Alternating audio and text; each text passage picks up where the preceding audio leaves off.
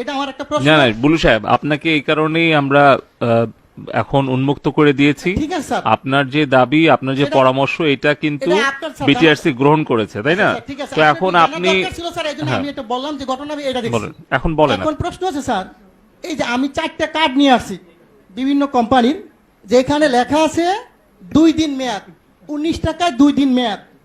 এটা হচ্ছে বাংলা লিঙ্ক।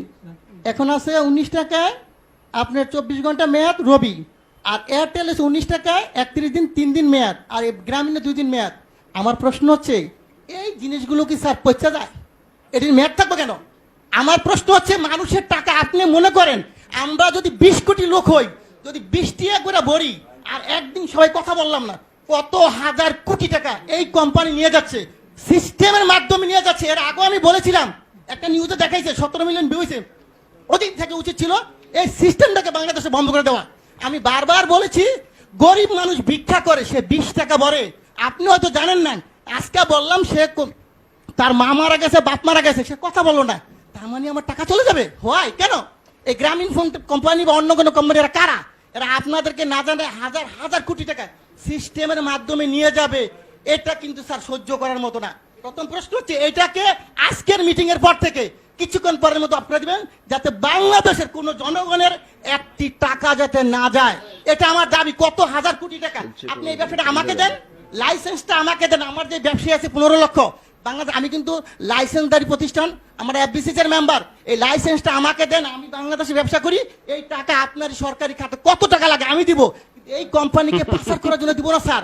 এই জনগণের টাকা পাচার করে তারা নিয়ে দেবে, এটা আমি দিতে রাজি না। কিন্তু আমাকে মেরে ফেলেন, কোনো আপত্তি নেই। সো এই টাকা পাচার কোনো সিস্টেম নাই স্যার। আরেকটা জিনিস আপনাকে বলবো স্যার, আপনি যদি আজকে পেয়েছে আমি ভাগ্যবান যে আপনি শুনবেন। আমরা যখন এই ব্যবসা শুরু করি 27 টাকা কমিশন ছিল, 27 টাকা। স্যার সরকারি কর্মকর্তা যিনি 2000 টাকা বেতন পেয়েছে, তার বেতন এখন 20,000 টাকা। কিন্তু এখন কত স্যার? আমাদের কিন্তু সেই 27 টাকাই রাখছেন। আমাদের কি কমিশন বাড়বে না স্যার? আমার প্রশ্ন হচ্ছে আপনারা অবশ্যই একটু কমিশনের ব্যাপার ব্যবস্থা করেন, যে এদের একটু ব্যবসা করে তারা। আমরা সবাই শিক্ষিত ছেলে স্যার, এখানে প্রায় 15 লক্ষ ব্যবসা করি।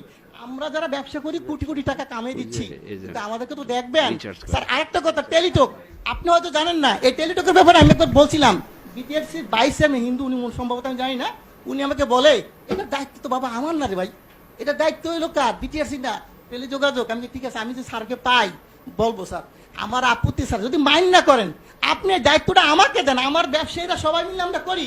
বাংলাদেশে টেলিটককে কেমনে উড়াইতে হবে আপনি আমাকে সাপোর্ট দেন। আমি বলবো কোন দোকানদার আমাদের দোকান থেকে টেলিটকের সিম কেনার পরও রিচার্জ পাবে, তা হবে। টেলিটক কেমনে করতে হয় স্যার? আপনি যদি কোনো ধরনের সিস্টেম থাকে আপনি বলেন যে বলে এমনি সহযোগিতা করে, আমি করতে বাধ্য আপনাকে। আপনি যেইভাবে চান টেলিটক অবশ্যই উন্নয়ন হবে। টেলিটককে গ্যাফরাইকে, আমাদের দেশি প্রতিষ্ঠানকে গ্যাফরাইকে অন্য কোম্পানিকে উড়াই দিব, আর এরা টাকা পাচার করে নিয়ে যাবে স্যার, এটা মেনে নেওয়ার মতো না। অবশ্যই আমি চাবো, আমি অনেক কথা বলতাম স্যার, কিন্তু আজকে বললাম না।